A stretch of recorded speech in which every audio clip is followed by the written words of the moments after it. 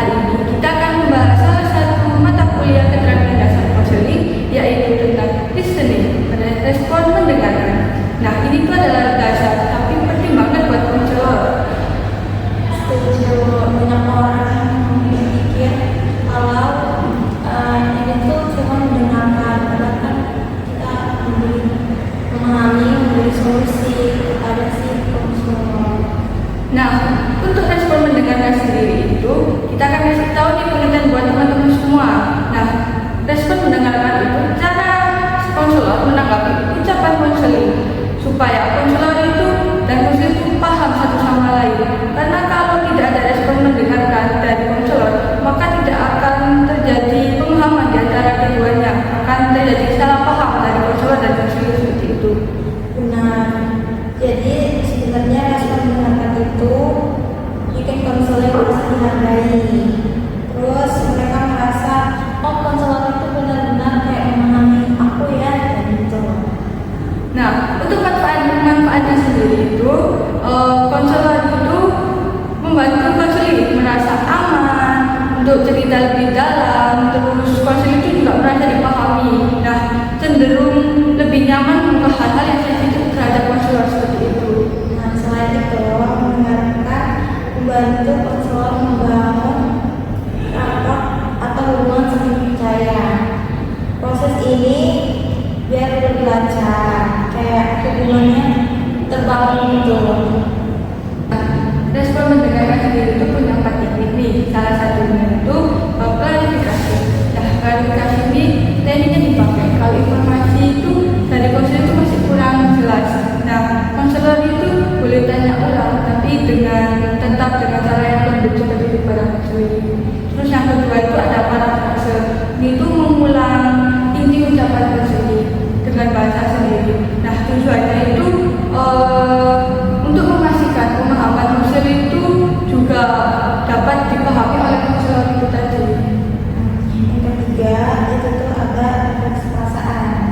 Nah, di sini tuh si konselor harus menangkap perasaan si konseling agar dia bisa memahami ekspresinya, emosinya dia gitu. Terus yang keempat itu ada rangkuman.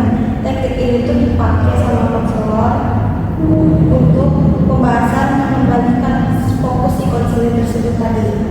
Itu tuh agar si konselor ini menyusun kembali poin-poin penting dari cerita si konseling. Oke, kita masuk ke bagian transisi demonstrasinya. Supaya nggak cuma teori aja nih ya, kita tuh bakal nampilin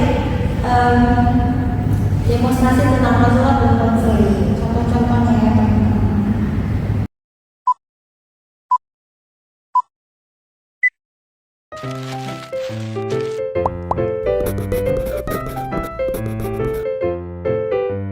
Baik Mbak Dahlia, bisa Mbak Dahlia ceritakan mengenai permasalahan yang Mbak Dahlia sudah alami? Jadi saya itu akhir-akhir ini sedang kayak takut gitu loh sama lingkungan pertemanan saya. Nah, kan yang namanya teman kan pastinya kayak main gitu, nongkrong bareng. Saya itu mulai merasa nggak nyaman sama mereka karena mereka itu mulai kayak kalau itu mulai pulangnya malam gitu, dan mereka itu mulai melakukan hal-hal yang menurut saya itu udah nggak sehat gitu. Baik, kalau boleh tahu maksudnya nggak nyaman itu bagaimana ya? Apakah karena aktivitasnya, atau karena teman-teman Mbak Dahlia, atau karena Mbak Dahlia itu merasa ditekan oleh teman-teman Mbak Dahlia? Lebih ke tekanan ya Bu, karena kalau saya misalnya nggak ikut, saya itu takut dianggap tidak solid gitu sama teman-teman.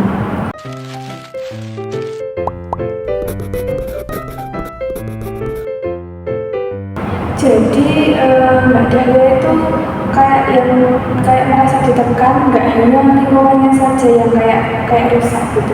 Iya, betul.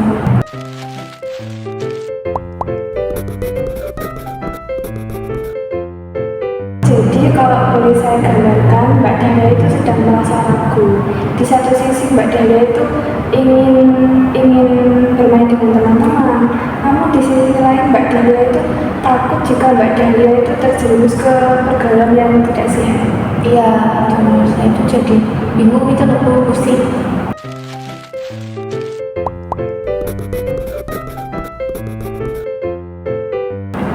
Jadi secara ringkas itu kayak hal yang membuat Mbak Dahlia nggak nyaman itu kan yang pertama karena teman-temannya ya. Yang mungkin teman-temannya bisa dibilang ke ranah yang nggak sehat, dan Mbak Dahlia itu mau nggak berteman sama mereka juga bingung, takut dibilang nggak solid, bukan begitu? Iya, benar. Itu dia kakek kita dari respon mendengarkan, dari klarifikasi hingga rangkuman. Semuanya dipakai untuk memahami konseling secara akurat. Harapannya contoh tadi bisa diterapkan dan kalian bisa membayangkan bagaimana cara tuliskan.